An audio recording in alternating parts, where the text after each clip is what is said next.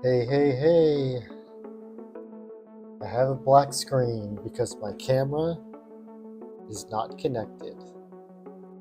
So give me a second here.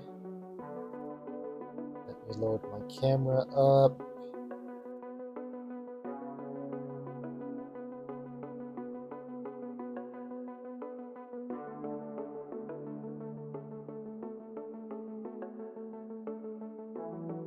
There it is. Okay, let me put it in the tripod thing.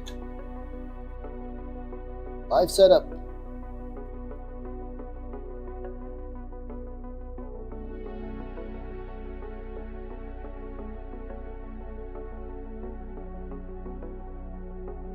Wait, that's not right. 1 second. To move my light. I'm watching a live production here. Staying fit without a gym membership. That should be good there. How is that? Welcome to the stream, everybody. I'm just gonna bring this camera up a little bit. Like that. I think we're gonna go like this.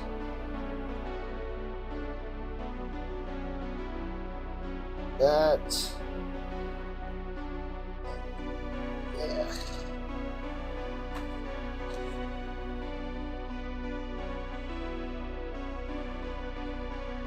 How's that? That should be good. Sorry about the live setup. It's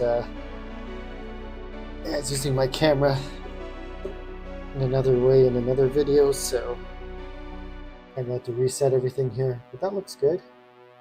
Got Jason in the background for tomorrow. Friday the 13th, tomorrow. Okay, so I'm trying something a bit different here. I'm trying this this clip-on mic. So if anybody's in the chat, just let me know if it sounds okay. It was giving me a lot of issues in that sunset video outside, but I want to try it here just sitting down isolated and see how that is, you know what I mean? And yeah, I'm not sure if I like this light how it is because it's kind of like super bright, this light. I don't think anybody's in here yet. If anybody's in here, just drop a message in the chat room while I get set up here. I'm just gonna tone down the music a little bit. I'm digging the music. It's gonna play as we're learning about staying fit without a gym membership. Hold on. I'm gonna try another light as well here on the other side. It's usually my gaming light I have over here. Like this big light I have on, it's facing me this way. It's usually for like my full videos that I film. Try that. Ooh, that's way darker. That's way darker. I don't know, I kind of like it though. Kind of like it's like that Spooktember vibe, even though this video is more about learning how to, you know, weight loss, staying fit without a gym membership. It's not really a Spooktember video, but it is the lighting that I like. Because I already have my computer screens on full blast in terms of like the nits, the lighting of the computer stuff. So that's already kind of full blast. So we have that. Then we have like this little light over here. It's pretty good. I think that's good like that. So welcome everybody to the video.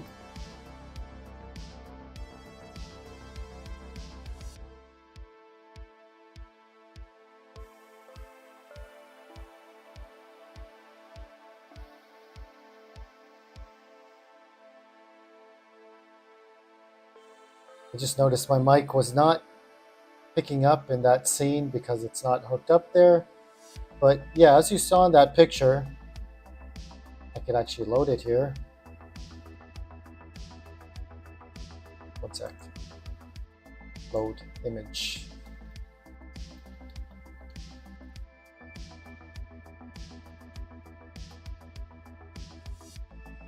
So as you can see here, right?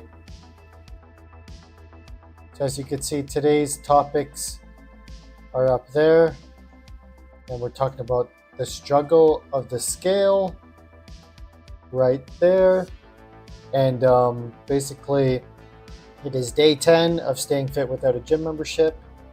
And we're going to be talking about weight loss, dieting, and exercise. Those three things and my experience with those three things and what I've been doing in order to, stay relatively fit, not only over these past 10 days during the Staying Fit Without a Gym Membership Challenge. There are many times in the past where I haven't had a gym membership, but I've still been able to stay fit. And now more than especially with the knowledge that I've learned over the years and also hands-on personal experience I've had with exercises and dieting and things of that nature, I've kind of learned certain strategies in order to shed off the weight, keep the weight off, for a long amount of times, and things like that, That's what it's all about. I'm just going to turn the music down a bit in my headphones because it's a little bit loud, but hopefully it's coming in okay for you guys. So yeah, that is that. So let me just double check all my stream settings here, make sure the live streaming is coming in nice and hot, basically. I'm going to load up another screen here.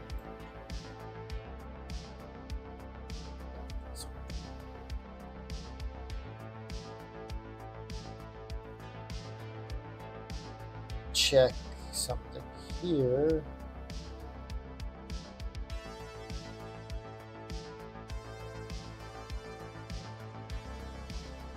There we go. Testing 1, 2, 3, 4, 5.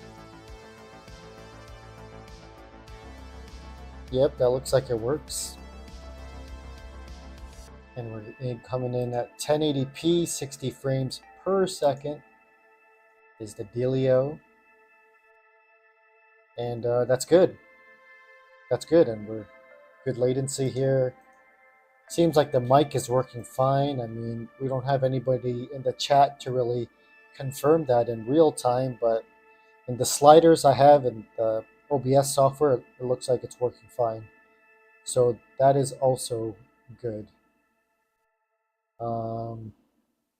Yeah, so that is that.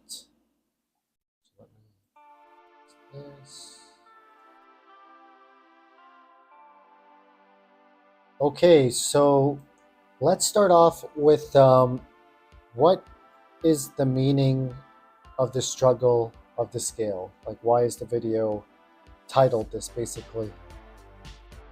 So basically, if you haven't heard the term the struggle of the scale, it's basically something that a lot of people go through is when they're losing weight. It's a battle with the scale because, one day you could weigh something and the next day you could weigh like completely something else. That is it in just a nutshell, but I've written down some notes here before the stream started. So we're gonna go off those and we're gonna get a bit more deep into things, so to speak. Hopefully camera angle's okay. Yeah. Checking everything on the fly. So basically, the reason I titled this video The Struggle of the Scale is because, weight can easily trip you out and mess with your mind. Like I said, one day you can weigh 160 pounds And then the very next day, you can weigh 163 pounds. And you're wondering, left in your mind, like, yo, dude, what the hell happened? Like, did I just gain 3 days, 3 pounds of fat within 12 hours or 24 hours? If you weighed yourself in the morning and then the next morning it's like you weigh yourself, it's like, dude, 3 pounds of fat just magically, gained on my body. It's like, I don't think that's theoretically possible. You know what I mean? I think fat's built over time, just like muscle, but I think fat is built a lot easier than muscle, I would say. So you can pack on pounds quickly, but when it's on a day-to-day basis, it's not very likely. So as I said, in your mind, you're wondering what the hell happened. Why did I gain 3 pounds? And the thing is, it could be a multitude of reasons. There could be so many things happening. One thing could be your salt intake. Another thing could be a night of binge eating. Another thing could be the type of food you ate. And that's how it is. Like, let's say you ate like a bunch of chicken wings, and you had like some salty French fries or something like that. Like, obviously that's not the most healthy food, but that food is obviously pretty high in sodium because the chicken wings are usually preserved, the sauces and things like that. Good French fries usually have a lot of salt on them as well, so you have to factor that too. So if you're eating foods high in sodium, water binds with sodium, which what causes more bloating, which equals to more weight. So you could be theoretically bloated, like with water, and be weighing more, and you can look like you're fatter because the water makes you look bloated, like the Stay Puft Marshmallow Man from Ghostbusters, but you're not necessarily, really fat per se. It's just a trick. It's like a mental trick, you know what I mean? So there is that. It doesn't mean your weight loss journey is over, you know what I mean? It's just a little glitch in the matrix, we could say, you know what I mean? So what I would say, like, my best strat personally for me is to weigh myself every single day. And what I mean by every day is like, that's ideal. So every day, same time. So as soon as I wake up, I think, okay, I should weigh myself. Or like, I might forget, but then while I'm brushing my teeth, it's like, oh yeah, I should weigh myself. So you could do it after that, even after you drink like a little bit of water, coffee. It's not like, oh man, I ruined it, right? So as long as it's like every morning, that would be best. Even 7 days per week should be the ultimate goal, because that gives you the most metrics. But if not every day, then every other day. If not every other day, then I would say at least 3 times per week you should be weighing yourself, because it's all about those data points. You use those data points as the net average of your weight for that week. You know what I mean? So you know how that works, right? Like, let's say Monday you weigh 164, Tuesday you weigh 162, Wednesday you weigh 163, Thursday you weigh 164, Friday you weigh 161. You add all those numbers together, the sum of those numbers divided by the number of days, so 5 in that case, and that will be your average net weight for the week. And you could write that down in your Google Notes, Microsoft Excel, if you're old school, pen and paper, whatever works, a whiteboard even, whatever keeps you motivated. So you're using that net average of weight, and then you work forward from there. So you might get those like mental glitches in the matrix, like, oh, one day I weighed 163, you know what I mean? But the next day you can weigh 161, then you're like up on like a pedestal, you're like super high, dude. But then the next day you could be like in between or something, like 163, like in between 164 and 162, and you're like, okay, that's pretty good. I guess it's not 164 again or over that. So it kind of normalizes your emotions, so to speak, because we know like emotions are ebbs and flow of feelings.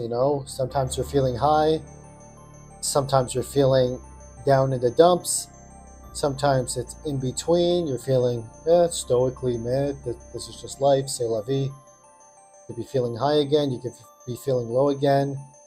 I missed the bus, down. I texted a hot girl, she gave me her number, we're going on a date, up. Life is going okay, but nothing great is happening, nothing bad is happening, medium. You know what I mean? So this is the ebbs and flow of emotions, and that is kind of like how weight kind of works too. You could be like David Goggins, killing it every day, being hardcore, like a real soldier, and then one day you could weigh like the same weight or even more. You're like, dude, I'm like Goggins. I'm running like ultra marathons. I'm eating strict, but all of a sudden my weight is up. So am I just gonna tap out, to the ankle lock and just give up to Kurt Angle? It's like, no, you got to keep trying. You got to keep adding. You got to keep hammering. Just because it's like a little minor thing, a minor day, that is just a blip in the whole journey. To, make a reference to Goggins again, it is a marathon. It's not a sprint. So a marathon is 42 kilometers, 21 miles. You know what I mean? It's not like a 2-mile, like friggin' 4K, like sprint or whatever, and then you're done. It's an ultra marathon, weight loss and shaping your body and changing to the times, to the world, to your age, to inflation, to different challenges. You have to kind of have the mindset that this is a marathon and you're ready to shift and adapt to whatever comes in the next mile, the next half mile, etc., etc. Comprende? That, I think that makes sense, right? So that's what it is. I'm just going to check the live chat here to make sure that it's not frozen. I know these are impromptu streams. I'm just going to have a separate browser with the chat to make sure we're good, you know what I mean? So we're about half an hour in. Does that match up with my... Yeah, okay, that matches up with my YouTube dashboard. Perfect. By the way, if you're watching the VOD, if you're watching the live, please like the video. Please like it because it helps the algorithm. It helps me, keeps me motivated. Subscribe, leave a comment. If you're ever in the chat and you want to drop a message, lurking is fine too. But if you want to drop a message about anything, just feel free. It's not like just because it's a weight loss stream or exercising and dieting, it doesn't mean we can't say, hey, did you enjoy Beetlejuice the other night? I'll be like, yeah, sure. We could talk about that for like a couple minutes or something. There's no strict rules, so to speak. And also, you don't have to like the video. You could also dislike the video too. If you dislike it because any sort of criticism and reception, it could be a negative comment or a critical comment or whatever. I think the interaction and engagement is what matters at the end of the day. So it's not like I'm saying, please like me. It's just interact and let me know how things are going, basically, and I would appreciate it a lot. Okay, thank you. So anyways, where were we in this notepad?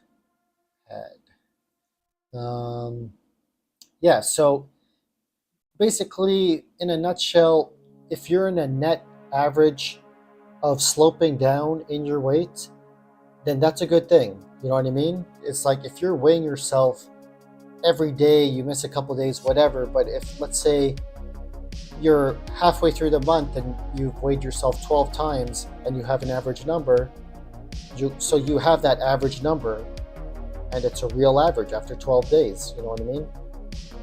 After 12 weigh-ins, maybe not 12 days, but you know what I mean? You could have been at it for 15 days, but only weighed yourself in 12. So it's 15 days, but you have 12 weigh-in days, and it's a net average of 12 weigh-in days.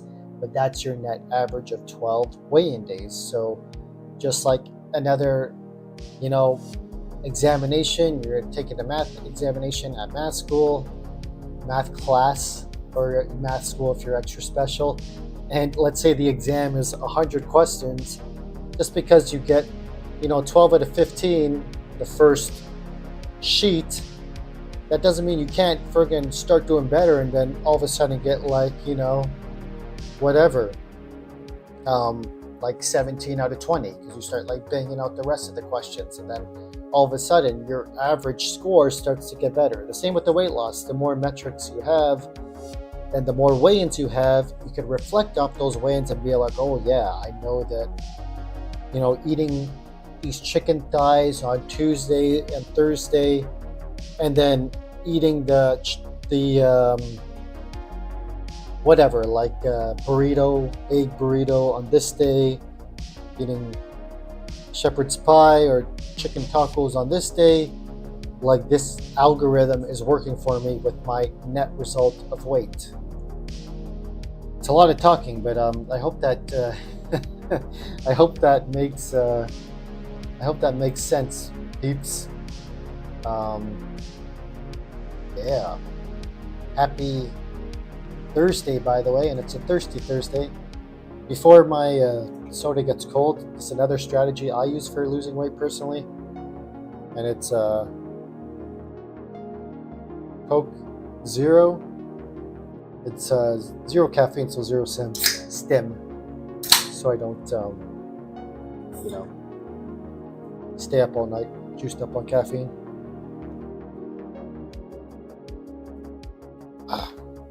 Okay, so that's about that, you know what I mean?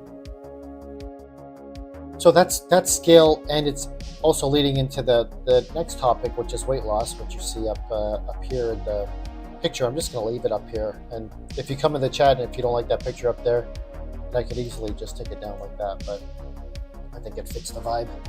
So now in terms of weight loss, it's both a mental and a physical challenge. Many times when losing weight, your mind will start freaking out, and this is not only from the scale, it's also from your literal body mixed with the mind reacting to you losing fat. So what I mean by that is you might be getting more moody in the head, and you could feel very irritable and just kind of pissed off, you know what I mean? And the thing is, it could be a multitude of factors, You could be used to eating a lot of food, you just could be more hungrier usually, and you're eating more food. Excuse me. So you're eating a lot of food, a calorie surplus basically.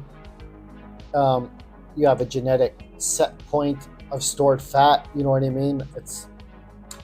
It's basically people have a set point of fat. I don't think it's the same for everybody. This could date back to the hunter and gatherer days back in the day.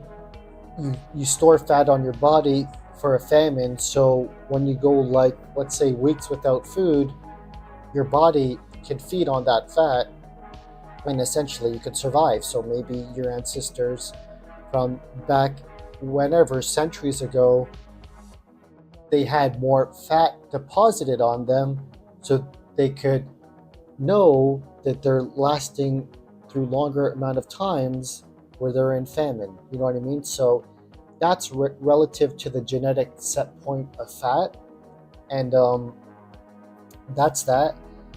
And also, food, it pretty much makes most of us happy, I would say. There's probably some small percentage of people out there, let's call it that are just food is fuel, I eat it so it fuels me and it's propellant.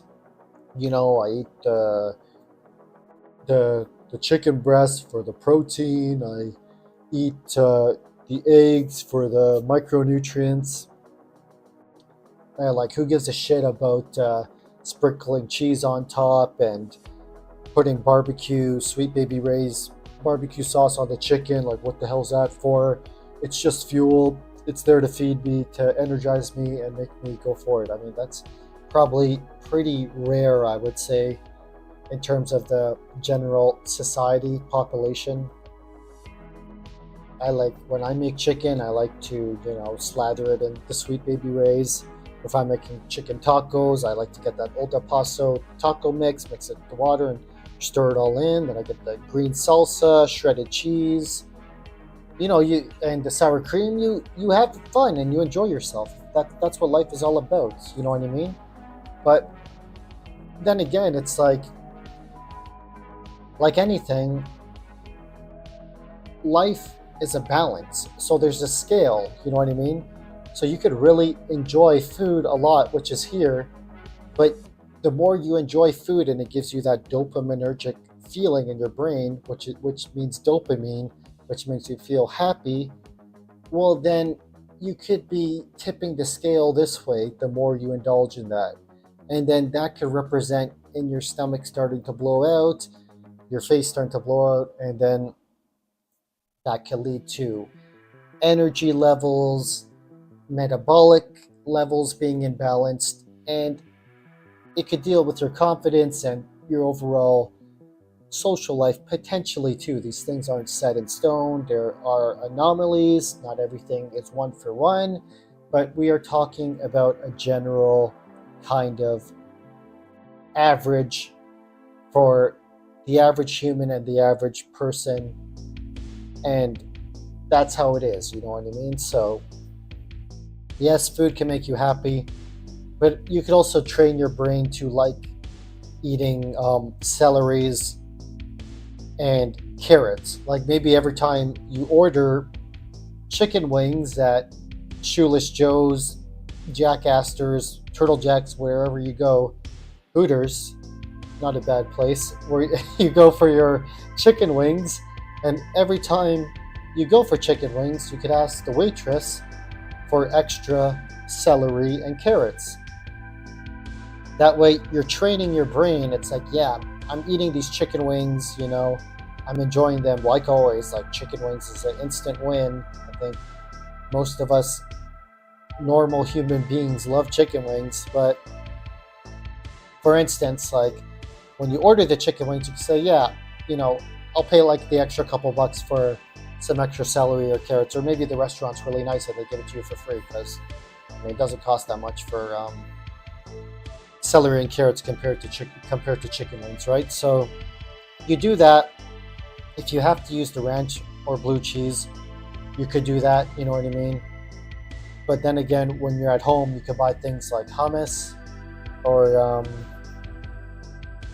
hummus. Like they have garlic hummus, chickpea hummus. At Walmart and like Costco, all these shops have like different types of like hummus, right? So you could just chop up a carrot and celery at home, and you could eat that with the dip, and boom, that is a lot of volume.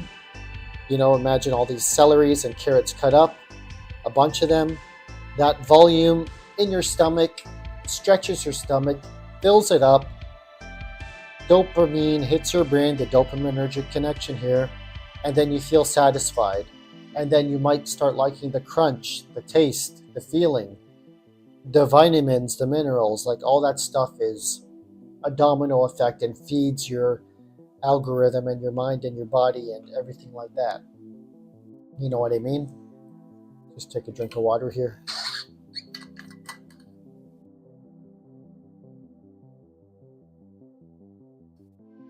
So that's that, folks, about the food for weight loss. And personally, I believe that everybody has the ability to lose weight with the right strategy and with the right implementation. So what I mean by that is that you have to be realistic with your goals. So not everybody can look like Brad Pitt, Jennifer Lopez, Salma Hayek, Christian Bale, Chris Helmsworth. Say whoever in the chat, in the comments, like you might want to look like that person and be like, yeah, that's my dream body. But you have to be kind of realistic. Like, I'll use myself for an example just to make it easy. Like, I'm pretty like lanky and I don't know. They have like the somatic types, but they kind of disprove that in science. But you know, I'm generally more lanky and lanky and long, you could say, right? So I can't think like, oh yeah, my dream body is Ronnie Coleman. You know what I mean? It's like if I train for like a year, maybe 2 years, I'm gonna be the next Ronnie Coleman. Maybe win like 8 Mr. Olympias and be able to squat like 700 pounds. Yeah, buddy. It's like, is that pretty realistic or is that just a pipe dream? You know what I mean? So, first of all, you should use yourself as motivation because yourself is the best motivation you could use. So you can look at yourself in the mirror and be like, oh yeah, like I have a little bit of extra fat or it's like really sticking out. And how could I work on getting that smaller to see how I would look with a smaller stomach, maybe like some bigger arms, shoulders. Like how would that look on me? Because like you are you, I am me, etc., etc. You're your own person, so you should focus on how you look and how that's going to shape out and be. And there's nothing wrong with that, you know what I mean? You could still use like actors, wrestlers, athletes, even superheroes as motivation. I was like taking a walk a few weeks ago or something like that, and I was wearing like a Black Panther tank top, and they made like a little video, and I said like you could use fantasy as motivation. So it's like if you think about the Black Panther and what he stood for and how he looks and everything that movie is about, well, you could use that in your brain to kind of be like, okay, that's what I want to use as fuel as my fire to look to achieve the type of body I want to achieve. Not necessarily that I'm going to look like Michael B. Jordan or the Black Panther in the movie and stuff like that. It's just like you're using that as fuel for your fire because it's kind of something that you resonate with, so to speak. So there's nothing wrong with using like actors and actresses and athletes and fantasy characters as fuel for your fire, but don't be disappointed like at the end of the day if you don't look exactly like them. That's what I'm trying to say here. And that's how it is, you know what I mean? So we all have different genetics, we all have different body types, different like bone structures, you know what I mean? I was like doing this with my wrist. Like some of us like have like more skinny wrists. Some people can't even like put their finger like around their wrist, you know what I mean? So like bone density, bone length, and muscle tissue. Like you see some of those bodybuilders have like the really long bicep, but then some of them have like the short bicep, stuff like that. You know, it's just difference in those type of things, you know.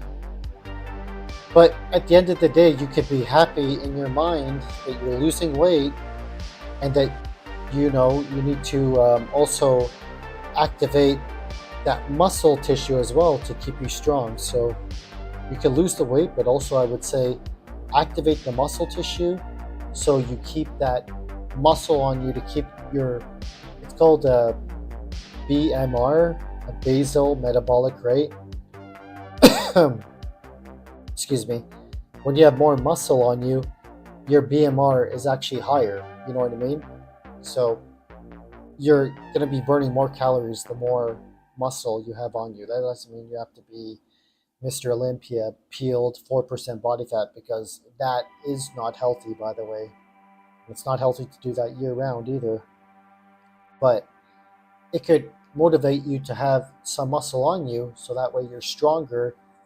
It could be the confidence thing too, the look, and also the ability to burn more calories so you could indulge in those tacos, cheeseburgers, Little Debbie snacks and all that good stuff. You know what I mean? You know what I mean, man? You know what I mean? Oops. Okay. Yep. So we're just chatting here, but this is fun.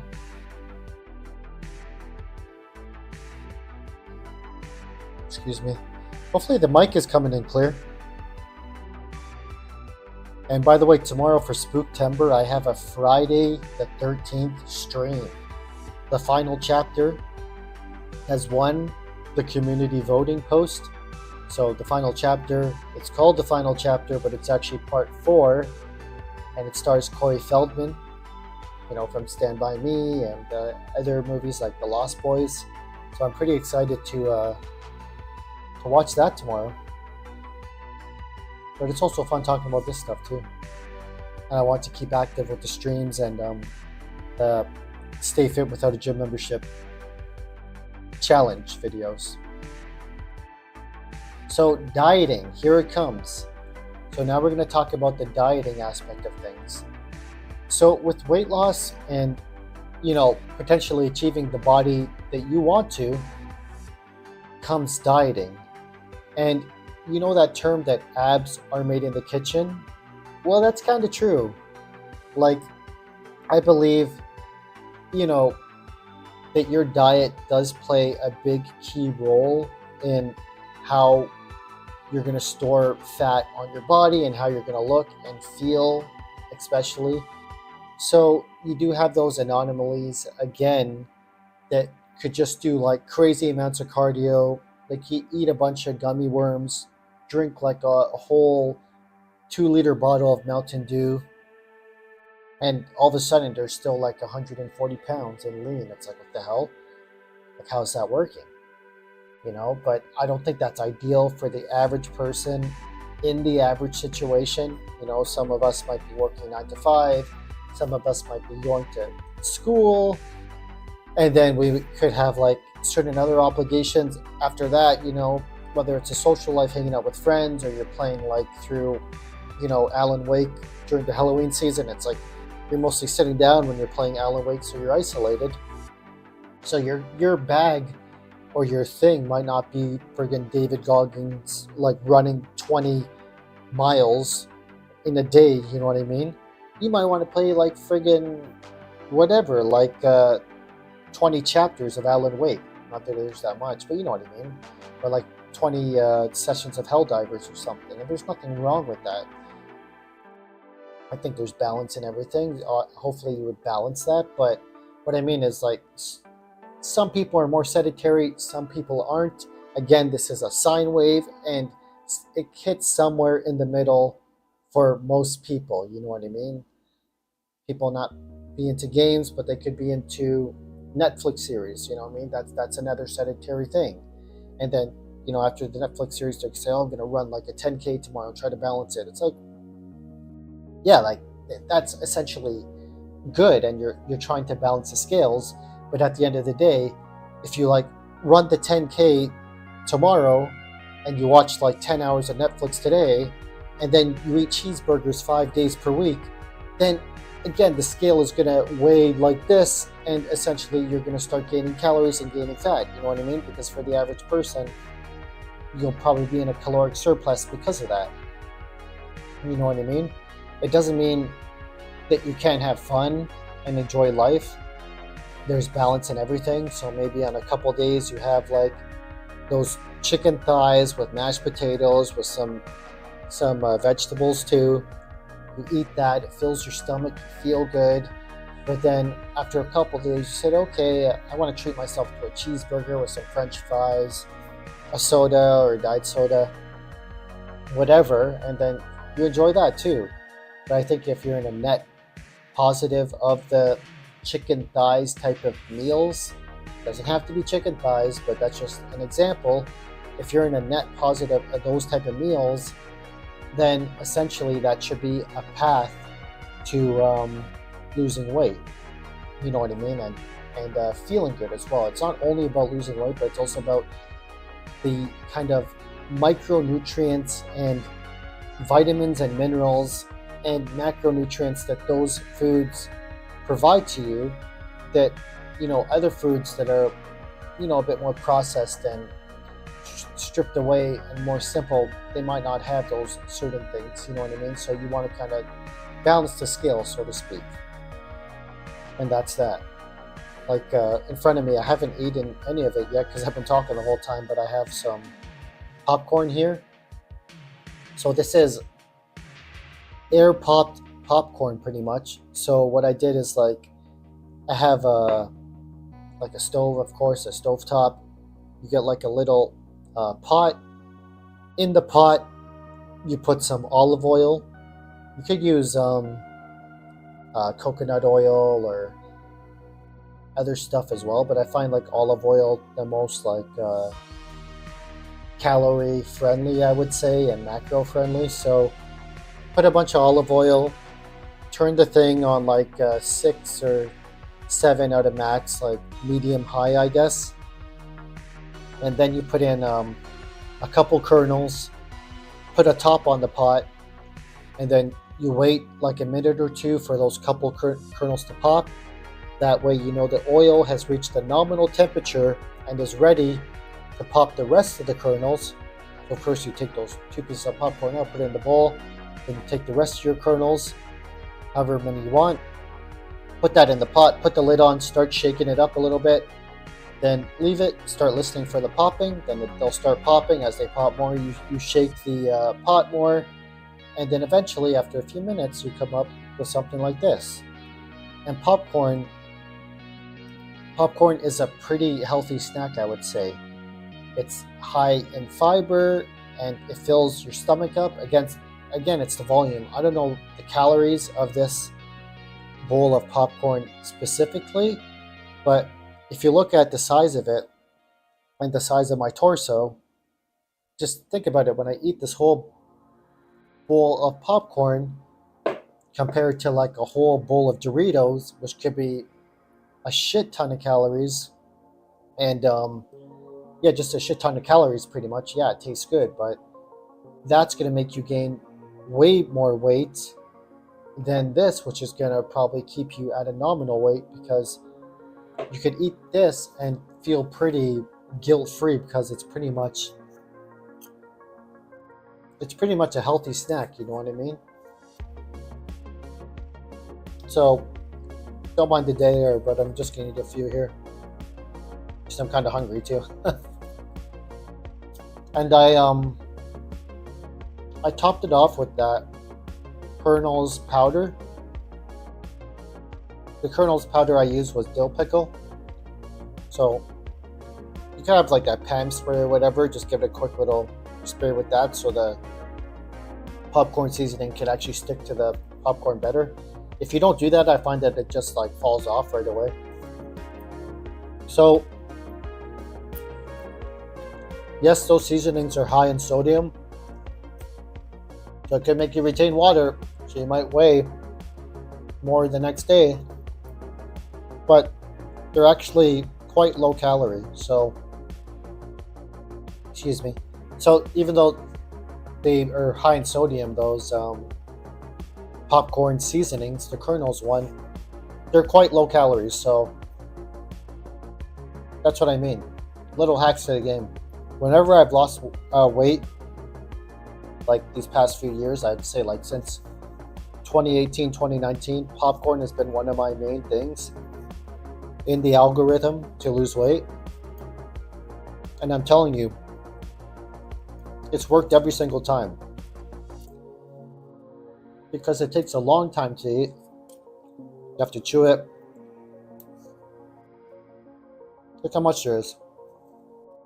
So it's not like you could just, if you do that, like it gets all messy and it's annoying to eat, right? I find it's like good to eat just like this. Little by little. Just like this. And that way, you're training the brain to chew, swallow, and you're giving your stomach more time to fill. Right then, stomach sends signal to brain, brain sends signal to stomach, signals like this, satisfied, you know what I mean? But when you eat a Dorito, it's like crunch, crunch, crunch, crunch. And like the neuroscientists that are behind Doritos, I love Doritos by the way, but the neuroscientists that are behind Doritos and developing Doritos, they want you to be addicted because you keep coming back for more and it tastes so damn good. You know what I mean? This tastes good too, but it doesn't taste like Doritos, I'll tell you that. But if you want to stay fit, then in my opinion, popcorn is where it's at. You know what I mean? So that's it. For the dieting, it's pretty much down to CICO. CICO. And that is calories in versus calories out. I'm just saying that that's not all it is. Like, it's not just that and then, oh, that's all you need to know. But that's a major asset to it because the calories that you're eating, first of all, calories are units of energy. You know what I mean? So doing this is energetic. You know, this is using energy. So you can imagine if you're running, if you're doing jumping jacks, you're hiking, whatever, sprinting, whatever, that's using energy, right? So we need food in order to do that stuff, but we don't need so much food because the more food you eat and the less you're doing, or even if you're doing stuff and you're eating a shit ton of food and it starts to like expand your stomach and expand your face and expand your arms, not in like the Arnold Schwarzenegger way, but like in the Stay Puft Marshmallow way, then is when you have the issue where your body's saying, I have all this stored energy, but what are we doing with it? You know what I mean, Vern? So that's how it is. I'll eat more popcorn. So I think we're about an hour into the stream now. Let me check. 1 hour, baby.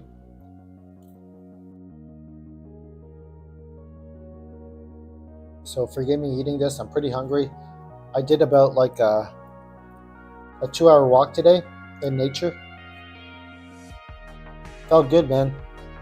We're at that point where it's like, I posted a short on my channel. It's like 23 degrees Celsius, which is like 73 degrees Fahrenheit. And that's still pretty warm, by the way. But it's at the point where it's like 5:30 and the sun is already like coming down, you know what I mean? It's like Fright Night. It's like already like the sun's coming down. It's like you're getting those Halloween spooky vibes, you know, because in the summer, at least here, like the sun goes down at like friggin', I don't know, like 8:30 or something at night. So now that it's going down, well, not at 5:30, but like near 7ish, it's already like getting like dusk, like where the vampires could kill you pretty much. So it's a strange feeling, but I would still say it's warm. Like I could go outside in like this t-shirt right now and be fine. It's probably like 20 degrees, like 70 Fahrenheit or whatever. And I think that's fine, to be honest. But it's officially fall in like 8 days, right? Isn't that when the summer solace ends? September 20th? 21st or something like that?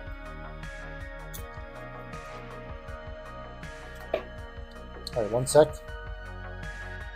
Swig of Coke Zero.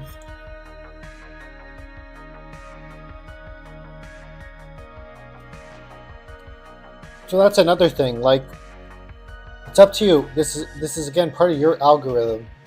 But for me, drinks like Coke Zero, sparkling water, Gatorade Zero, these are like fun type of drinks because they have flavoring and they taste good. And the Gatorade Zero has electrolytes in it, sodium, which is good for performance because it keeps you more hydrated and things like that. But like for me, like I've trained my body and my mind to the point where Coke Zero tastes just like a regular Coca-Cola. A Pepsi Zero Sugar tastes just like a regular Pepsi.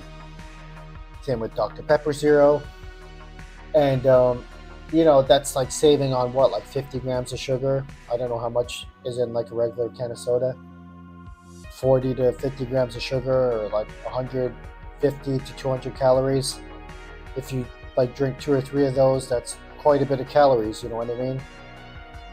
And the studies so far on the zero sugar things like Gatorade Zero, Coke Zero, the protein shakes, etc., they all use something called non-nutritive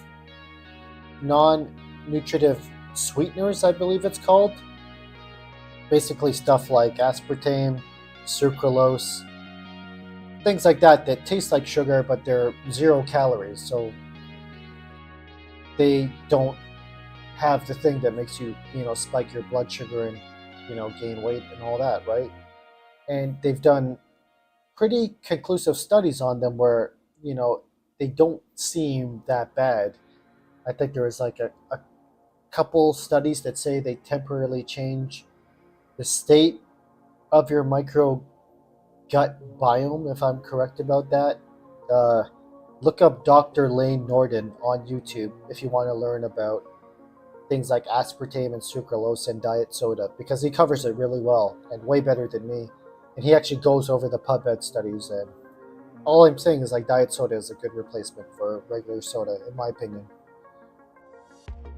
Hey Tristan, welcome to the chat. No worries about being late at all. It's good to see you. It's been a bit, huh? It's been a couple weeks maybe since we did that stream. How you been? Okay. Just gonna have more popcorn. I have a bowl of popcorn here.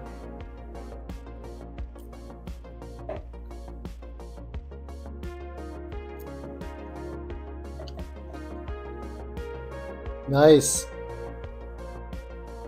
Good to hear you're doing good. I hope school's going okay. I know you've been at it since August. So probably a few weeks, huh? Hopefully that's going all right.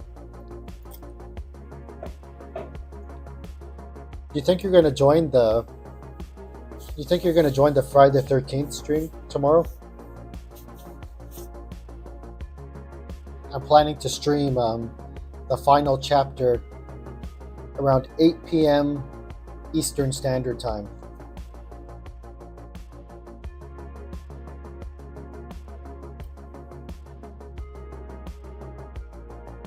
Which should be fun. I'm really excited for Friday the 13th.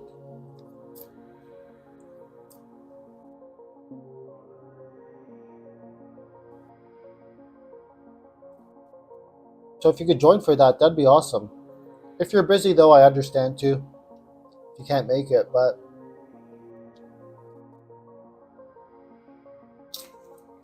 oh, you're gonna join, nice. Sweet.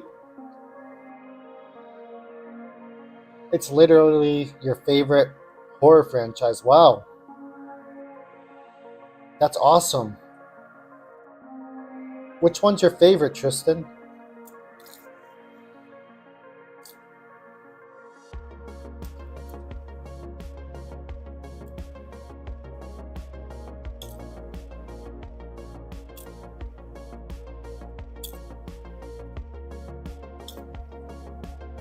And sorry about the popcorn. I don't think it's making noise on the microphone, so it should be fine.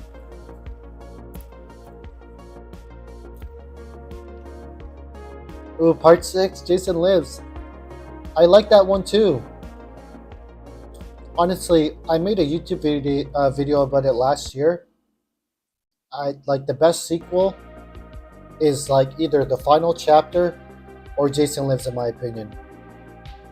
Obviously, I like movies like Jason X, the poster's right here.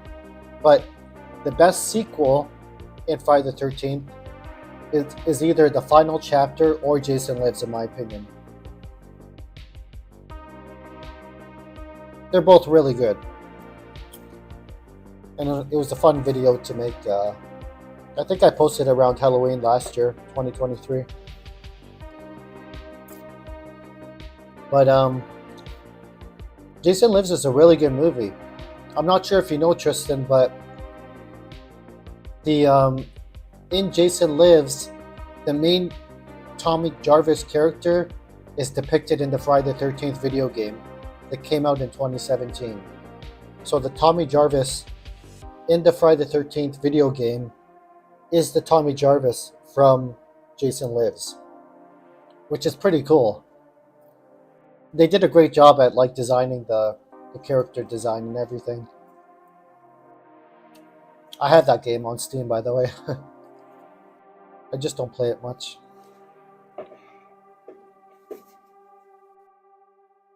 It's a really good choice. Jason Lives is a good movie. I really like that version of Tommy Jarvis too.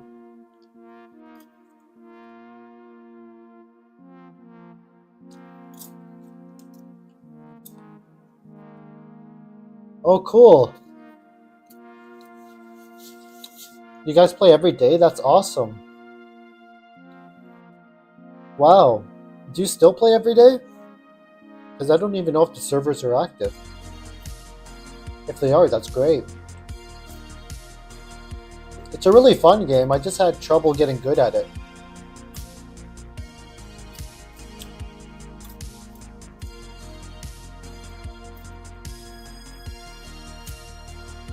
I always got killed by Jason so fast. It's like frustrating.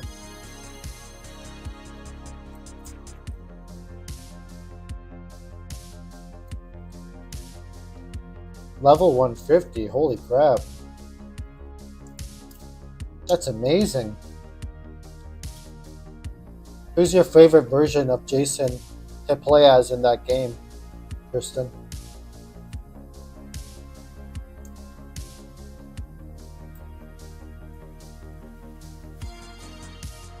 Oh, is it Jason Lives again? Yeah, part 6.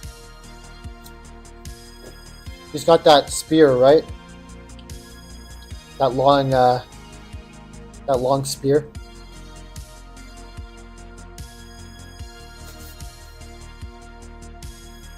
Yeah, the spear's pretty badass. I wish they made Jason Lives in that game though. They didn't. Not that I know of, anyways. But Jason Lives, not Jason Lives. Sorry, Jason X. I wish they made Jason X in that game. I just like the look of Jason X, like with the mask.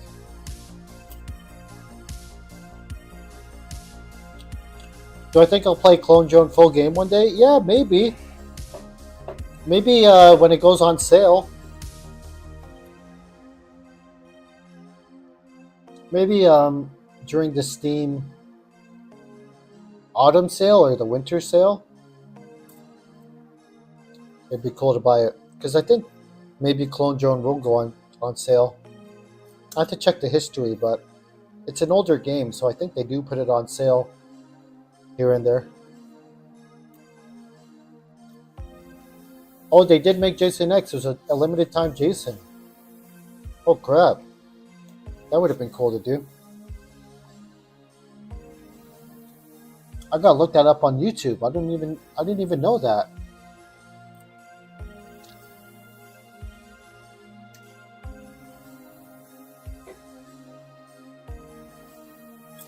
That sounds badass. I wonder why they made it limited time. Jason X was so OP. He's really strong.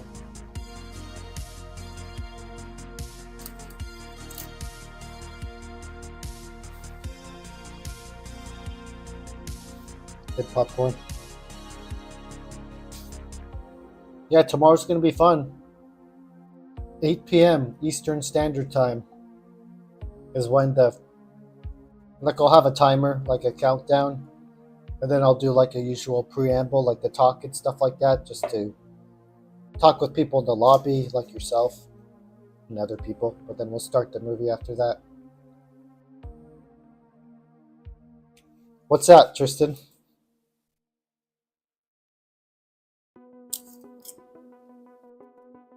I'm addicted to this popcorn.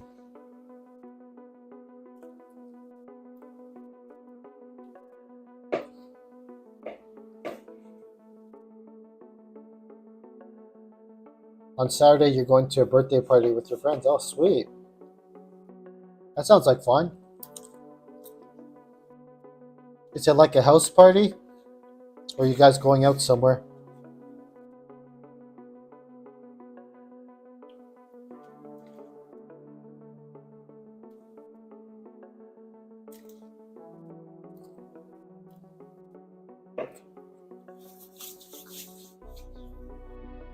Yeah, it sounds like a good time.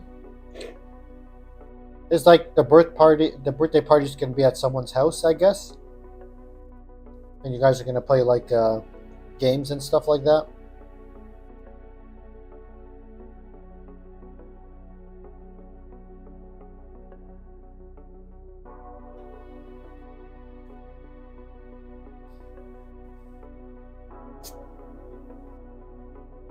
That sounds like a fun time. Birthdays are always good. Oh, okay. The place Fun for All. Never heard of it.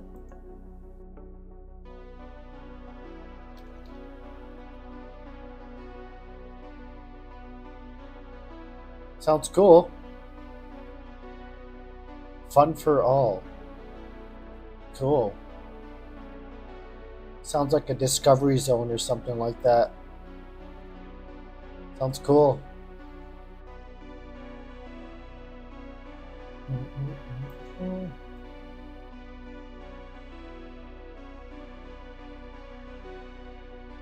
Yes, yes. So where was I on this notepad? So I'm still breaking down the struggle of the scale. We covered weight loss so far. We covered dieting so far as well.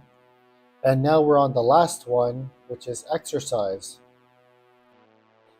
Excuse me?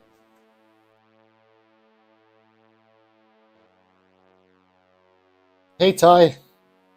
Welcome to the stream. Nice to see you again. Hopefully you could join for the Friday the 13th stream tomorrow. I mean, cake sounds great. So here we are at the exercise portion of the notepad of the stream today. And to me, it's the fun part is the exercise part. It's like probably one of the most fun parts of this whole thing. But it's also a part that people loathe a lot of the time is exercise, you know what I mean? But when I'm talking about exercise, it doesn't have to mean like a Navy SEALs gauntlet where you're vaulting over walls and you're crawling in mud with like barbed wire over you or something like that. It doesn't have to be like that David Goggins type of workout. You know, some people like that, but a lot of people don't. You know what I mean? Sorry, just looking at the chat. Diet cake. Is there such a thing, Ty? Maybe like a huge protein bar cake. A Quest protein bar cake. That could be the theme. With no sugar icing. I don't know, it might be good. But it might be like OP on the protein. But yeah, the exercise, it's like that. You know, exercise could be whatever you want it to be. Like, even if you like listening to a horror podcast, you know, it could be like listening to the horror podcast, be like walking in nature for that whole podcast if it's like an hour or 2 hours, you know what I mean? That's one of my hacks is like, if I'm listening to like, I don't listen to like the Joe Rogan Experience that much anymore, but when I used to, like sometimes his podcast would be like 3 hours. So like as he's like talking for 3 hours, I'd be just walking in nature and just like walking around. Sun and nature, all that cool stuff. Foods are your downfall, Ty. Hey. I hear you, man. Same here. Same here. During the summer, I was like barbecuing like cheeseburgers on rotation. Cheeseburgers, and then I had like these French fries in the freezer, and I had like these French fries from like Checkers, I think it's called, the place in Florida. I didn't go to Florida, but like I went to a Walmart in New York and they had the Checkers frozen fries. And these frozen fries slap, by the way. They taste freaking so good. I've never been to Checkers in Florida, but I heard the fries are really good. So when I saw the frozen Checkers fries in Walmart in New York, I was like, oh, I gotta get these. It looks badass. Anyways, you combine that with cheeseburgers, you times that by like 5 times a week, and then all of a sudden I'm packing on the pounds, and it is what it is. You know what I mean? That's just the way it is. But I think that's for a lot of people, Ty. The food is the downfall. You know what I mean?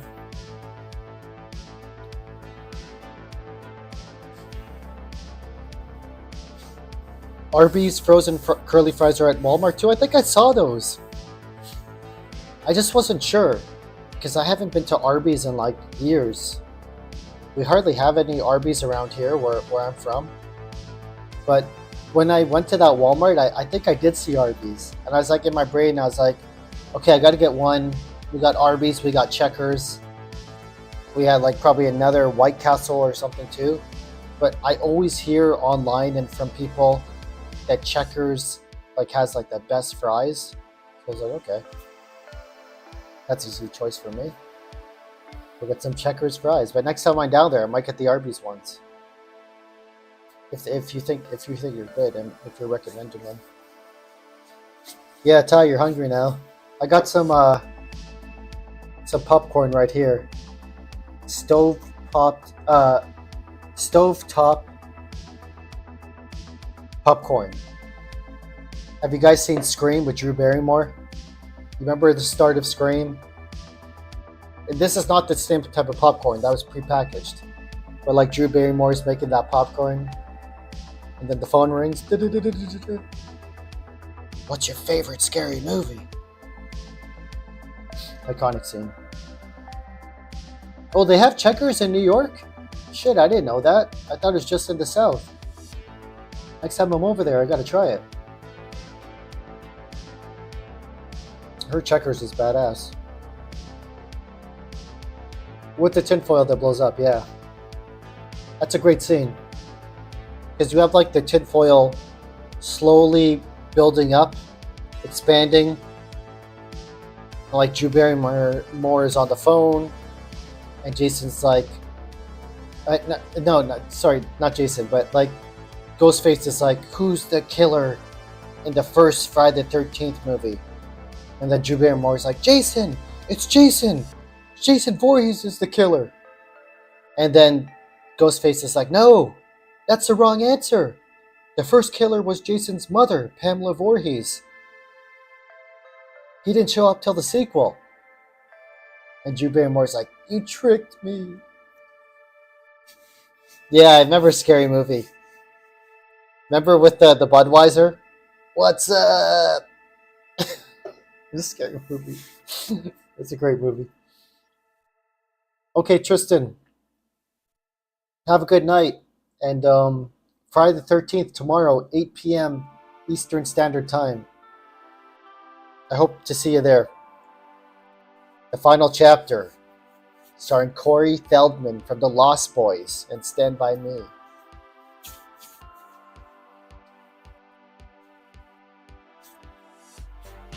But Scream might be a good idea for a watch-along, Ty. I just gotta post a poll. Because some people like sequels better. To be honest, the sequels are pretty good for Scream. They're not great, but even 5 and 6, I watched 6 in the theater, the one starring Jenna Ortega from Beetlejuice, and Michelle Barra, however you say her name. I found her and Jenna Ortega pretty good, like as an entry to the Scream series. But people could say, like, I don't know, some people say that franchise is dead. It's just not watchable anymore, but I like Scream. But the OG Scream is the best. I think 1996 it came out. Drew Barrymore, Neve Campbell, Matthew Lillard, Jamie Kennedy, Courtney Cox, David Arquette, the Fonz from Happy Days plays Principal, whatever.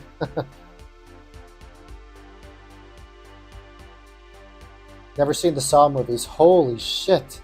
You gotta watch the first Saw. It's another good idea for a watch along. You gotta watch the first Saw. You got to. Saw from 2004 is like that's like a must watch. Saw from 2004. That movie's so good. I think there's like 7, to be honest. I lost count. I'll say too many. It gets lost in the sauce. Like after number 3, it's kind of like, what are you doing? But I heard they revived this series recently. Like they made it pretty good. But I've seen 1, 2. I think I've seen 3. I haven't seen 4 or 5 or 6. But they might be up to like Friday the 13th. They might be up to X, like 10. But I would definitely recommend 1 and 2. And you have to watch the first one first in order to get that true Saw introduction and feel. Because I don't want it. Like, we're not talking spoilers here. I don't want to get into it. But you just have to watch the first one because the first one is your introduction, and it's meant to be the first one for a reason. And it does matter in this case to watch the first one of the Saw movies. Carrie Elwes. I don't know who that is. In the first Saw movie? Okay.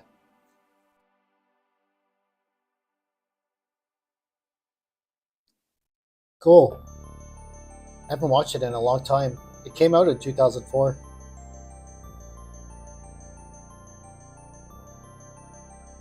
His music kind of sounds like Bloodsport.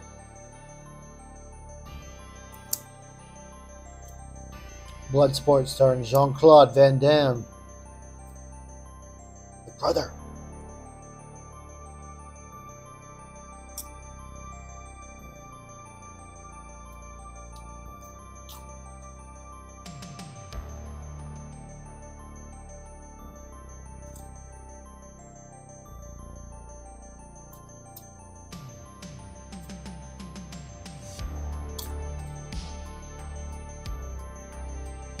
Oh yeah, I know who you're talking about now. Sorry, I didn't know his name. Like when I read Carrie or Kari, however you say that, I thought of Carrie in my head, so I was like, that has to be a chick, right? But no, it's a guy from Princess Bride. The like knight in shining armor type of guy, right? Remember when Andre like throws the stone, that big ass boulder at him, and then he like kind of moves or whatever, and Andre's like, "Oh, I missed." Andre was such a character.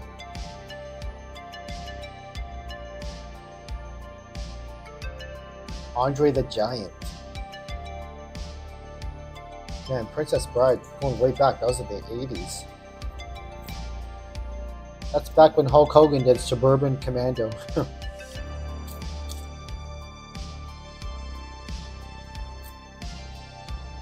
Hulk Hogan is another character. That guy's a character in himself, Hogan.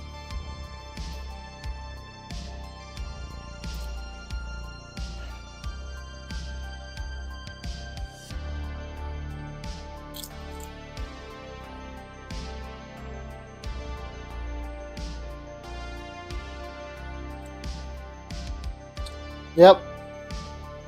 He did No Holds Barred as well. I don't think I ever watched that. No Holds Barred, Rocky 3, Suburban Commando, Mr. Nanny, The Three Ninjas, or something like that, right?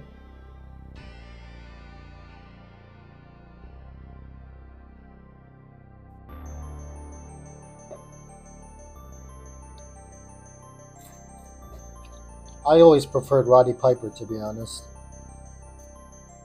Roddy Piper, They Live, blows any Hulk Hogan movie away. Roddy Piper, They Live, the sunglasses, iconic.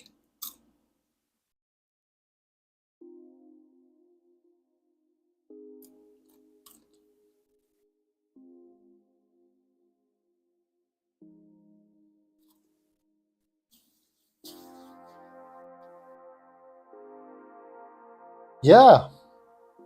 So, what else for the exercise here? Like I said, put on the horror podcast for an hour, 2 hours, walk outside. There's that. Enjoy nature.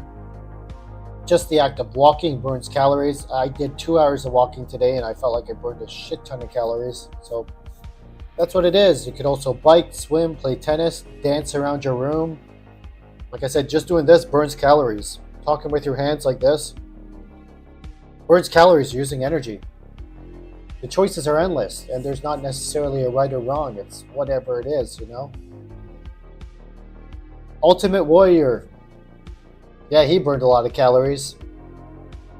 Remember the Ultimate Warrior? He came to the ring like this. Then he was shaking the ropes. Like this. Hopefully that doesn't pick up on the mic. The Ultimate Warrior!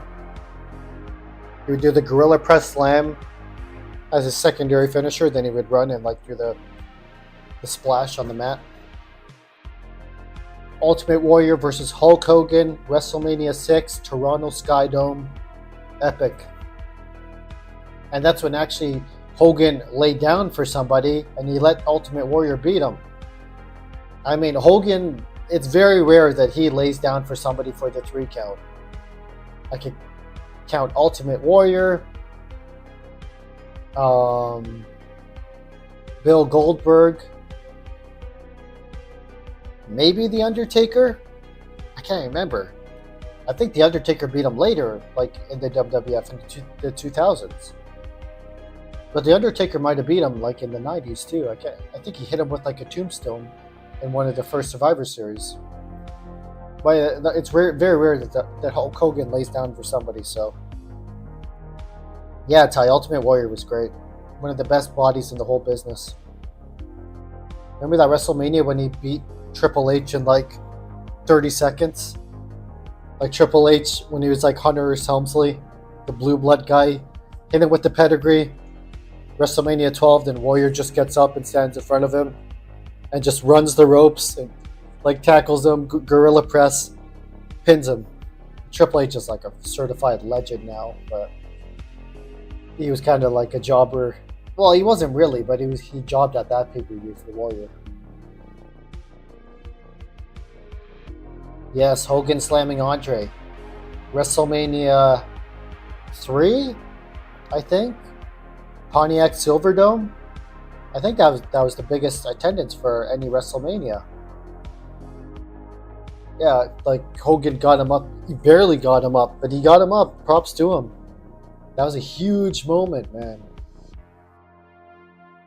Like, that's one of the most iconic moments in wrestling history, I would say. Hogan body slamming Andre.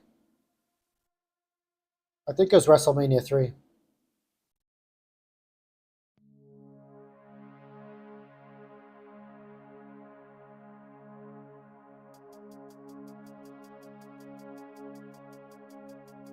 Those guys are in great shape, wrestlers. But it also does a lot of damage to the body. A lot of damage to the body. That's a problem, you know? All those bumps and... I think the lifestyle in the 80s and 90s was a lot different compared to now. We're going to watch the Vince McMahon documentary in about 10 days. I don't know if it's going to cover that stuff, but he had something to do with it as well, you know? At the end of the day, you make your own choice and you lay in your own bed, so to speak.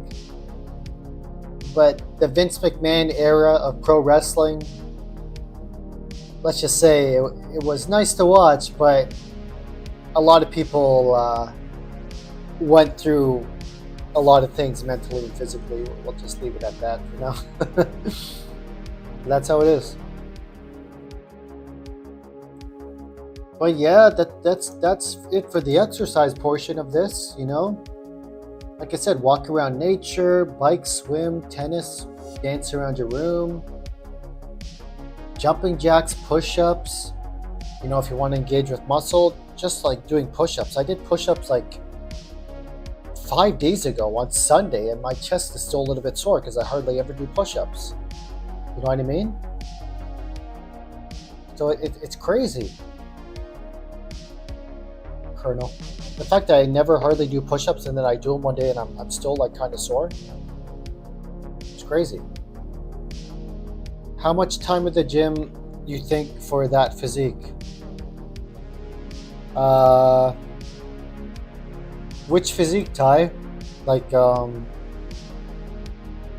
Ultimate Warriors or Hogan's? Or are you talking about me? It's a good question.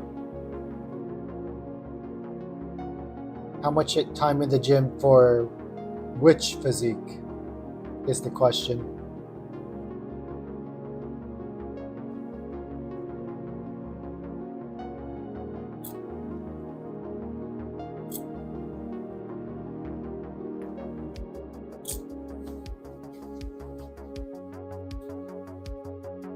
'80s wrestler like Ultimate Warrior. Oh, I would say quite a bit. Like that guy, from what I heard, was pretty dedicated. I would think like maybe 5 times per week. Then like 1 to 2 hours of like hardcore training to almost failure. Different muscle groups, different days, so to speak. I mean, by then, in the '80s, they had like the training routines from like the IBB, excuse me, the bodybuilding pros like Arnold Schwarzenegger, Franco Columbu, etc., etc. You know what I mean? So they had that template from Mr. Olympia, basically. So I'm guessing like 5-6 times a week and probably 2-hour sessions, maybe twice a day. Lots of protein, lots of meat, and some other stuff. We'll call them special vitamins. Not that the special vitamins do all the jobs, but back then it was the wild, wild west. You could do whatever you wanted, right? But he still worked friggin' hard for it. The Ultimate Warrior was like the ultimate physique. The way his like armbands were like tied around his arms, and he's just like crazy amount of definition. Insane. Absolutely insane. Props to him. But he lost weight at one point too. I think in the early '90s when they had that scandal about steroids. I don't know if you remember. It's like a 1993 steroid trial where Vince McMahon went to like the courthouse because WWF got in big trouble because a lot of the wrestlers got caught doing steroids. I think, from what I heard, and I think at that point they became really struck on who's doing what. There might have been a couple people that Vince was cool with and he let them do it in an agreement, but during that time Ultimate Warrior got noticeably smaller. I think it was around 92, 93, and then he left the company until 1995 when he came back and he beat Hunter at WrestleMania 12 and stuff like that, right? But yeah, he noticeably got smaller. He wasn't like tiny, but in the '80s he was like so huge and defined. And then like in '93 or whatever, '92 he got like a little less defined. So it's just funny to kind of notice that, right? crazy business.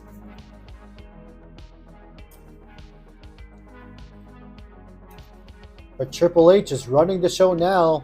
The game. Who would have thought? Who would have thought Hunter Hearst Helmsley, the Blue Blood, is running the whole show now?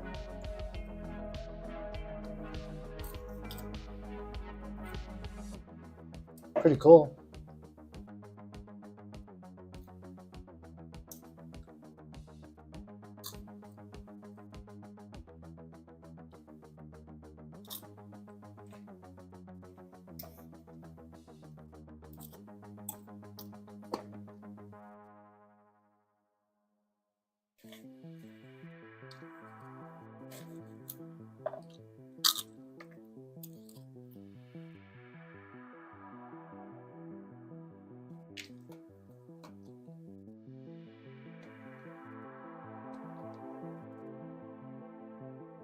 Really?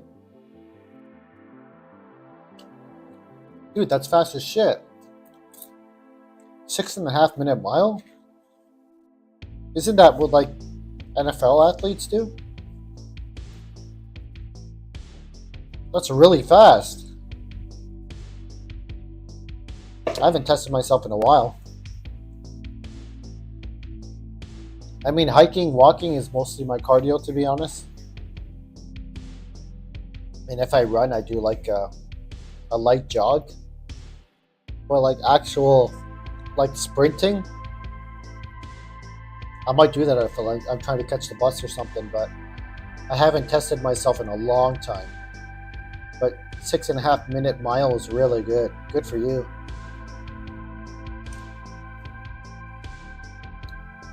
It's hella fast.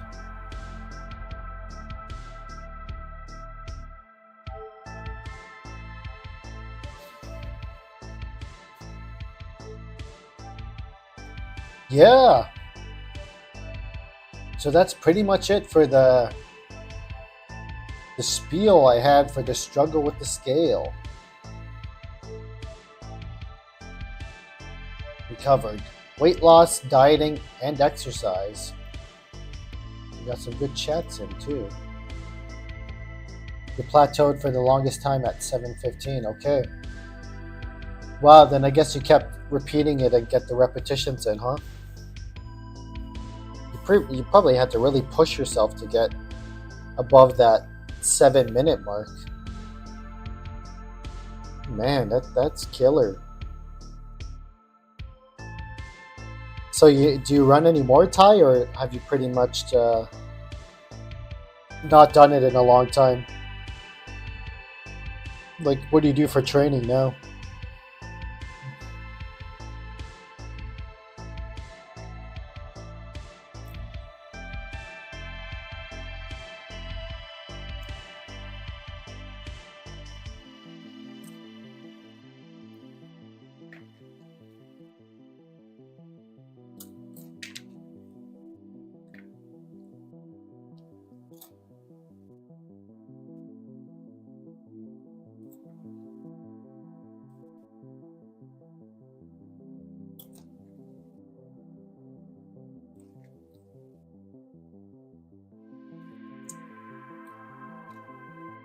Ten years ago. Okay, not too long ago. I mean, it is a whole decade, but 10 years ago is still relative. Life too busy to get even exercise, I know. I know what you mean. Sometimes life just dominoes. Work, responsibilities, family stuff. And you might have to cook, you might have to clean, laundry, appointments.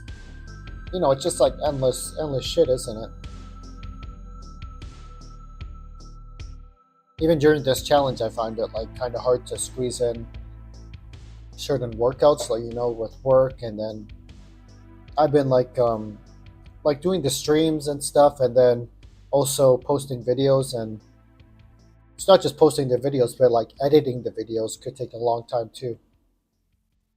Like editing that Beetlejuice review takes a long time. You have to splice things together, then you have to find like all the clips, and you have to edit the transitions and make sure the audio is okay, and make sure the transitions are transitioning in the frame and all that stuff. It's like, I don't know. I like editing, but editing can also take a long amount of time, and you're just like sitting on your ass pretty much and just like on the keyboard and mouse. Yeah, it's kind of fun, but it's not exercise. You alternate one day, run just 1 mile as hard as you can. Next day, I'd run 3 miles at a steady pace. It usually just took under an hour. Or half an hour, yeah, it's pretty fast. 3 miles is like 5 kilometers. So like a 5K in under half an hour. Yeah, nice, that's good. So your cardiovascular, your endurance plus cardio is like dialed in, huh?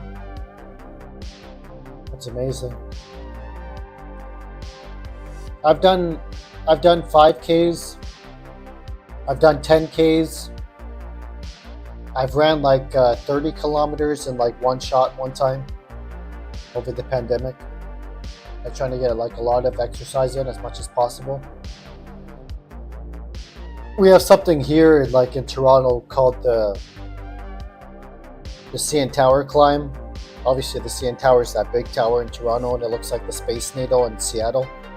They have a thing where you run up all the stairs, like all the floors, 140 floors or whatever. It was crazy. It's a big ass challenge.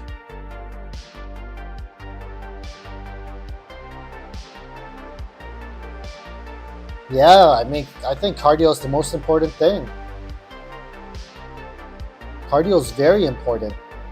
You need that stamina, you need that heart rate variability. They call it HRV, you know what I mean? Just good to get the blood pumping, the endorphins, and the sweat out, all that stuff. It's great for you, you know?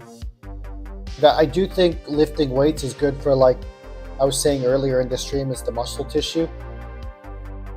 Having like, you don't have to lift weights, you could do anything really, like push-ups or any type of body exercise.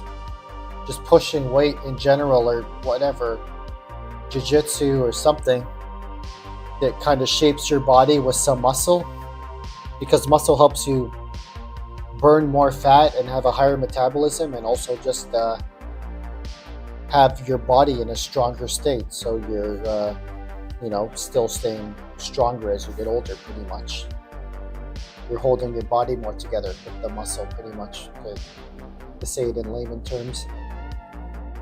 But yeah, it was daunting, totally. I think it's 147 floors actually. And pretty much I wasn't running full bore, but I was like going up the stairs. It's all concrete stairs. So I was just like going up the stairs, 7, that's one floor. Another 14 stairs, that's another floor. Just breathing. No time for water. But they had paramedics, like every 5 or 10 floors they had paramedics. And there were people like, it was kind of like World War Z, Resident Evil. There were like people like passed out on the stairs, some of the landings, and then like the paramedics had like the oxygen tank and the oxygen mask. And you just saw like the person like this. Is this like friggin' like a World War II or something, dude? It's crazy. I just ran by. I was like, oh, it's the name of the game, C'est la vie. I mean, I got to make a time. I gotta get it in a certain time. You know what I mean? But yeah, you get winded going up 2 flights, huh? Yeah, it's like the old saying: if you don't use it, you lose it, right? But you built it up like 10 years ago. I believe in like, if you build something to a baseline, then even if you take a break, then you try again. Like you could slowly build up that baseline. It's like that for muscle, definitely, because there's muscle memory. So if like I stop working out for like 5 years and then this all turns to like something straight and like flabby or something like that, then if I go to the gym like 5 years later, even after the break, and I start doing like the bicep curls and everything, and then that muscle will like activate again. It's like the mitochondria, like things like the body remembers. It's like you did that shit. Obviously, as you get older, like that's just the way of life. You're going to lose bone and muscle, but as we're relatively in this age, we should be able to build stuff back up. You know what I mean? Yeah, zombie running behind you. That's it. Like I was gonna say Resident Evil, but the zombies are kind of slow in Resident Evil. So let's say 28 Days Later. Have you seen that with Cillian Murphy? Hello, it's that movie like that. It has that British guy Cillian Murphy from Red Eye, Batman as a scarecrow. He was also in Oppenheimer as a scientist. He's walking around like London or England or something like that in the scrubs, in the medical outfit. He's like, hello, hello, hello. And that movie has like the super fast running zombies. Like the zombies like honestly sprint in that movie.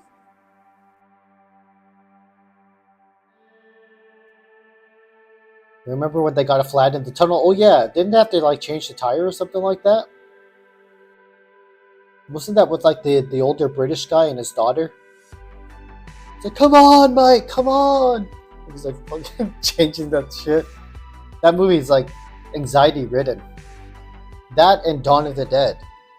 Because Dawn of the Dead has running zombies too. Of course, the 1978 one, but the 2004 Dawn of the Dead is really good too. The remake. But the original is probably the best, right?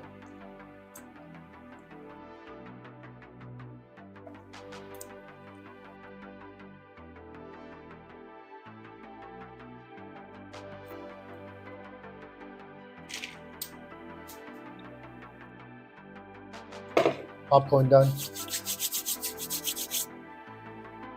World War Z. I haven't watched that. I Am Legend, watch that. Will Smith. Slap. Just kidding. Yeah, that's good. I Am Legend is good. It's like I Am Robot, but with zombies. No, actually, I like I Am Legend better than iRobot. iRobot's good, but I find I Am Legend more emotional, I guess, and it's like more of a survival horror. But I still have to watch World War Z with Mr. Brad Pitt.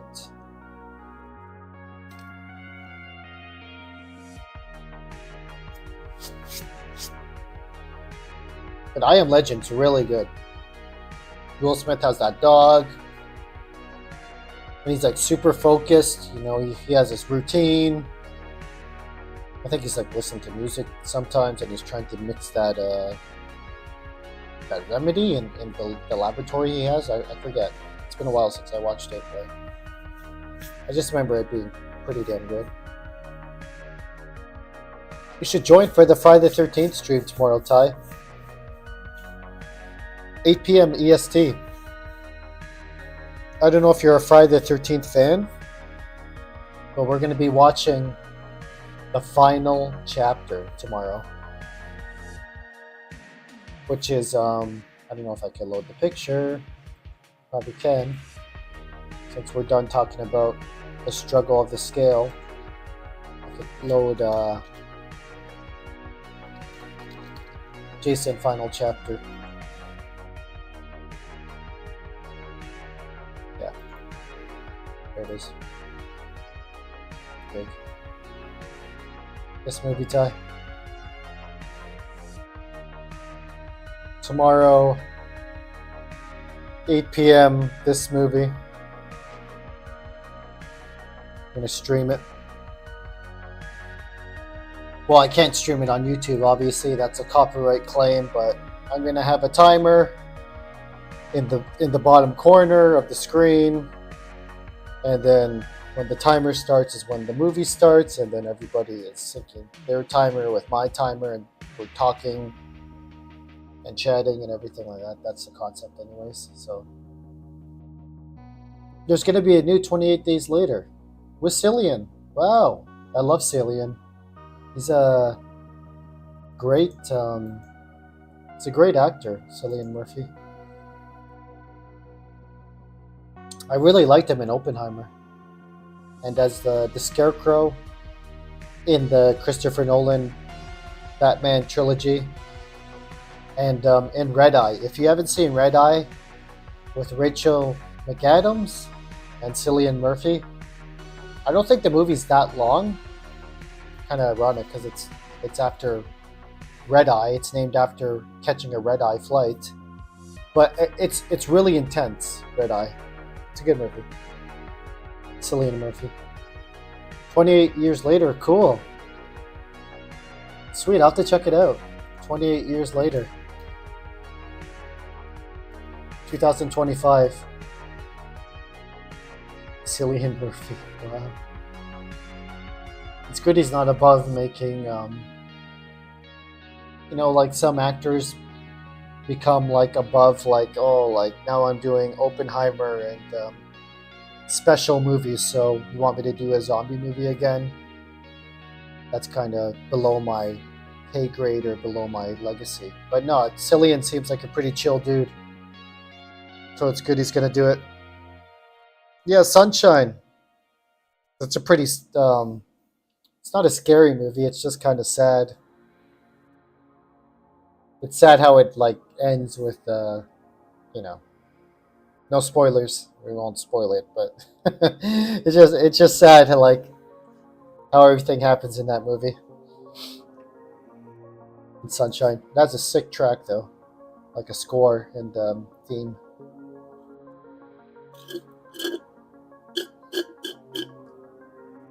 Kind of like Moon. Moon is another good movie. It's not Cillian Murphy, but it's another good space kind of movie about the moon. His jump, Kappa was the best part. I'll have to check it out again. My memory is kind of vague on it, but I remember it being really good, really captivating.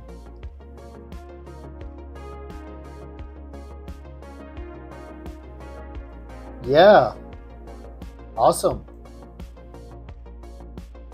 So I've been going for pretty much 2 hours here.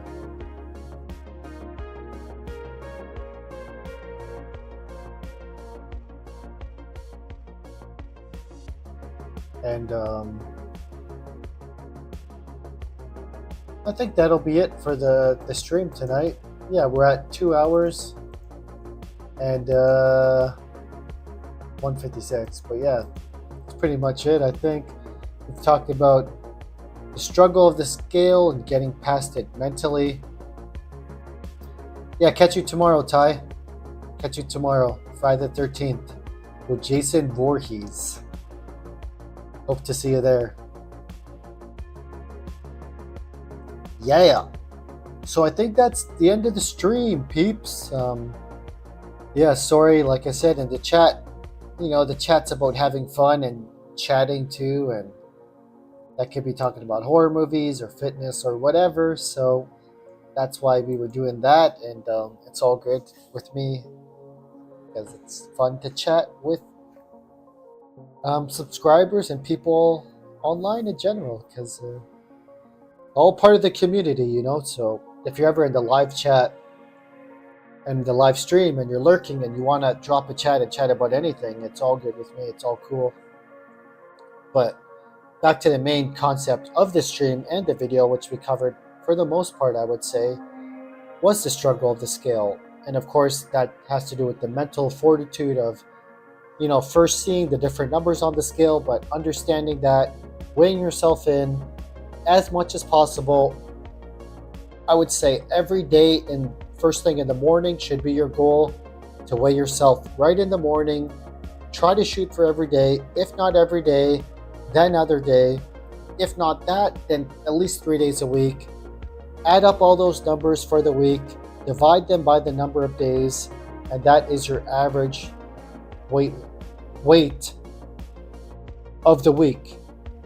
And you keep doing that as you keep weighing in, and you'll see your average number, and then you could work your calories with that number and eventually shed off the weight slow by slow, like the tortoise and the hare, steady as she goes. And that's what wins the race of weight loss. So there it is. You know what I mean? It's a mental and physical challenge. You might get moody.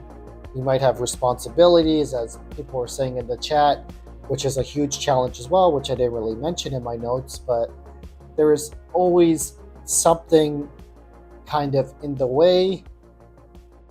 As you get older, those things might become tougher. They probably will become tougher, but you also have knowledge as power and experience. So if you want something bad enough, you can make that thing happen enough. So it's just about working with what you have, understanding that you'll be a little bit uncomfortable. You might be a bit moody, a bit irritable, but if you juice the lemon enough and you squeeze it enough, it's going to be worth it, because at the end of the day, you'll have your lemonade and you'll get to sip it and be like, hey, I did that. I worked for it, and I made it happen, pretty much.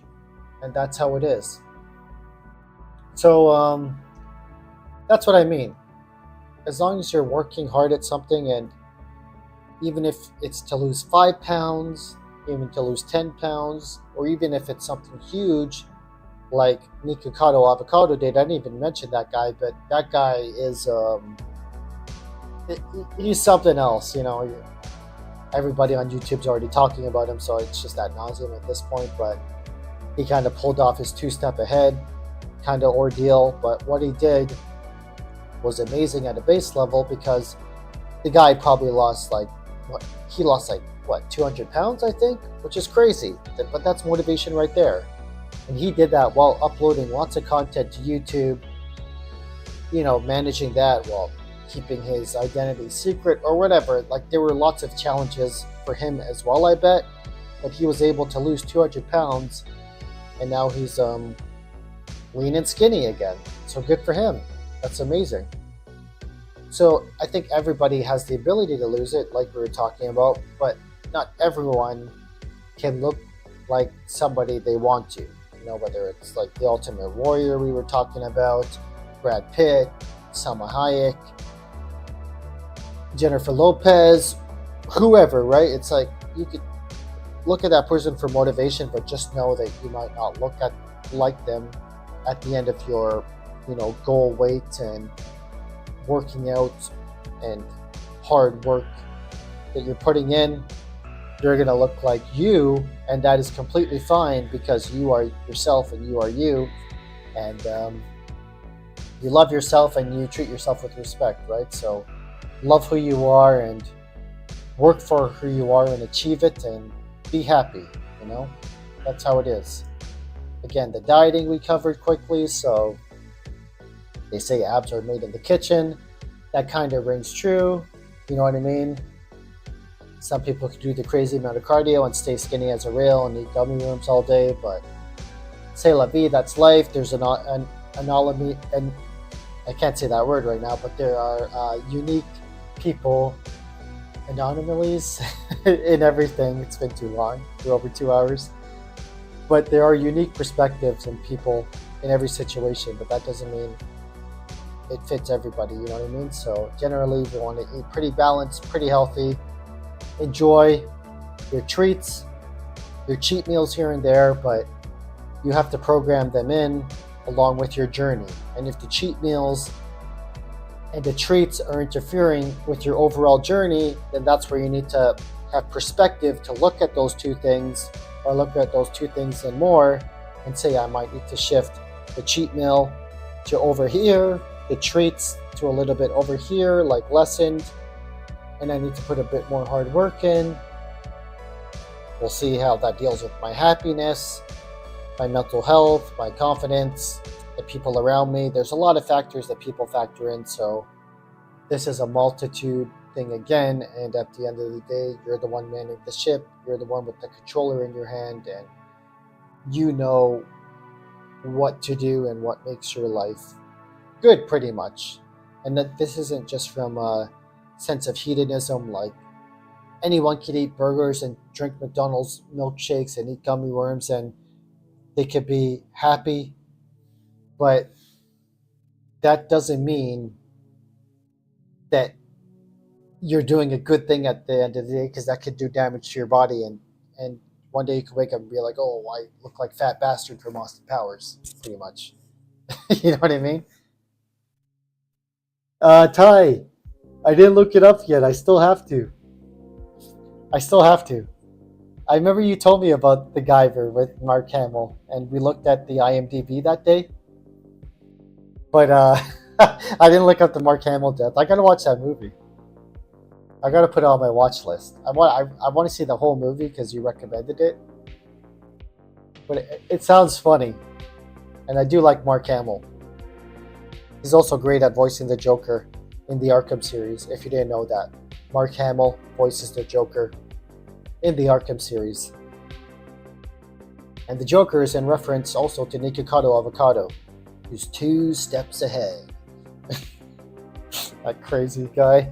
And the new Joker movie comes out October 5th, I believe. There's another one. But Mark Hamill does a really good voice of the Joker, and I will check out that movie.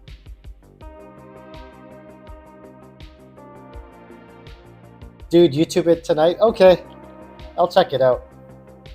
I am a fan of gruesome practical effects. I love The Thing. It's one of my favorite movies. Yeah, it's up there.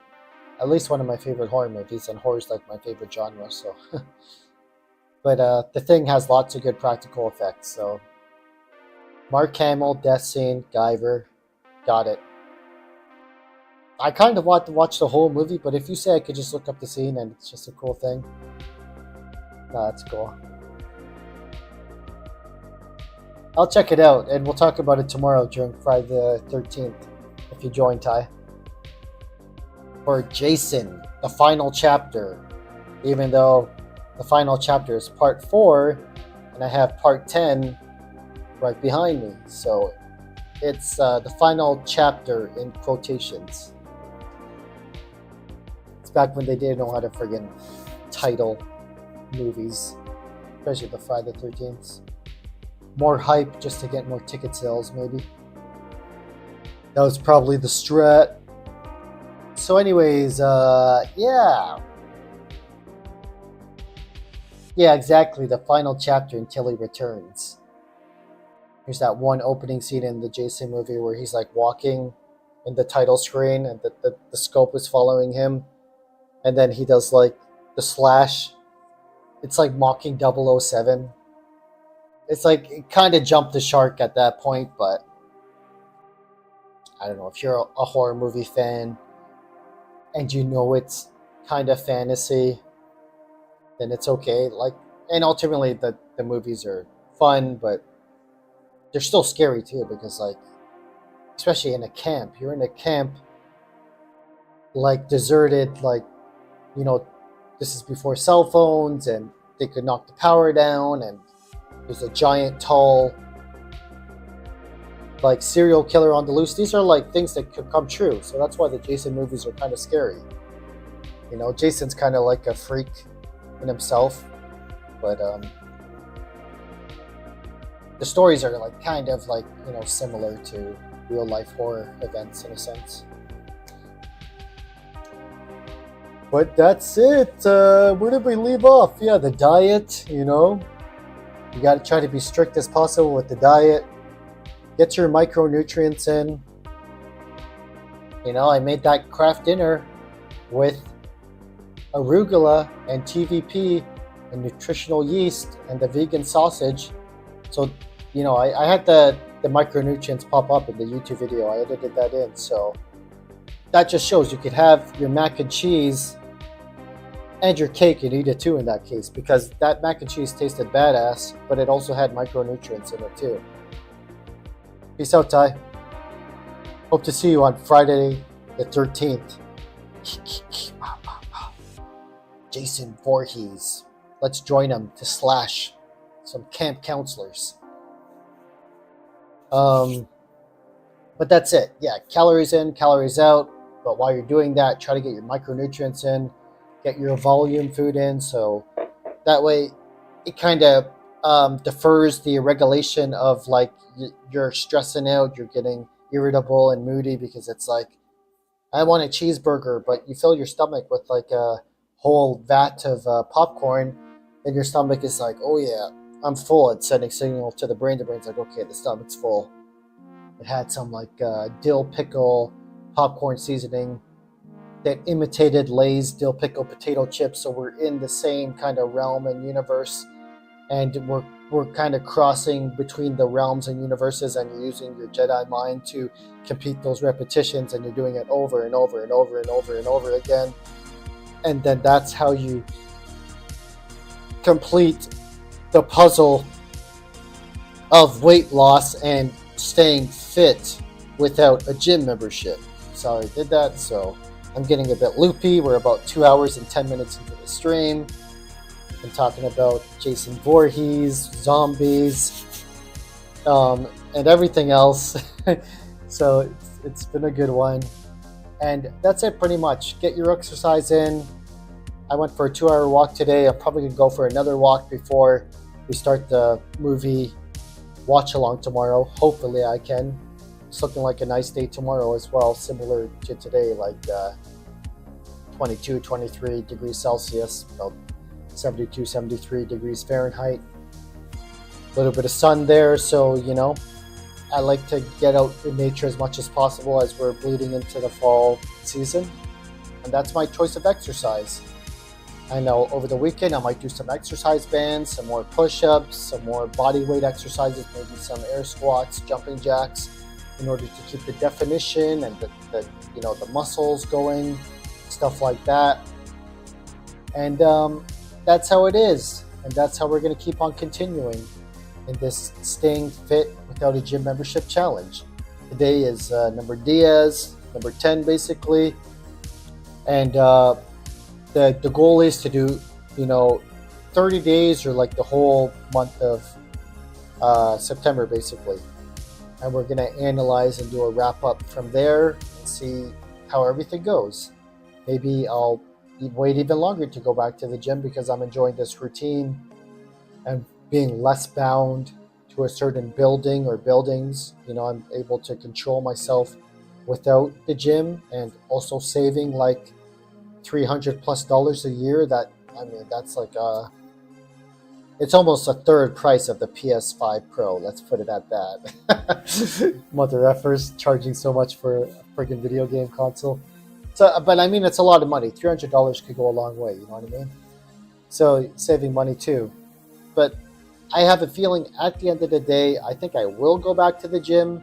I'm just not 100% certain, but I do like lifting that weight, going in the sanctuary of the iron, so to speak, and you see your brothers, your friends, your familia or whatever, and that's cool too. I do miss that, but I am enjoying this individualized, individualistic routine and thing that I'm doing right now, because it feels like I'm doing it with whatever I have, you know what I mean?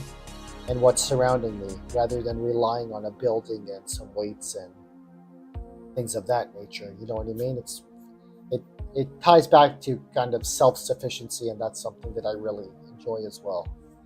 So anyways, people, it's pretty long into the stream right now, 2 hours and 13 minutes, and I think that's long enough. If you are a horror movie fan, a Jason Voorhees fan, or even a fan of the day Friday the 13th, which is tomorrow, and it's spooky season and Spooktember, you should join the stream tomorrow, because we are going to be watching Friday the 13th, the final chapter, 8 p.m. Eastern Standard Time, September, Friday the 13th. There it is. So join if you dare. And I just want to thank you for watching the stream, for watching the VOD, or if you were in the live chat, anything. If you could like the video, that'd be cool. If you didn't like it, then click the dislike button. That's cool too. Leave a comment. Let me know what else you'd want to see or what else you want to talk about, or if you have any questions in general. I try to be as active as possible in the comment section and in the chat as well. And that's it pretty much. So that's it for staying fit without a gym membership. Day number 10, talking about the struggle of the scale, weight loss, dieting, and exercise.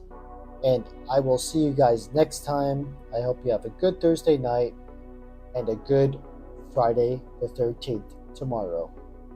Peace out, friendos. See you next time. Peace. Ciao for now. See ya later.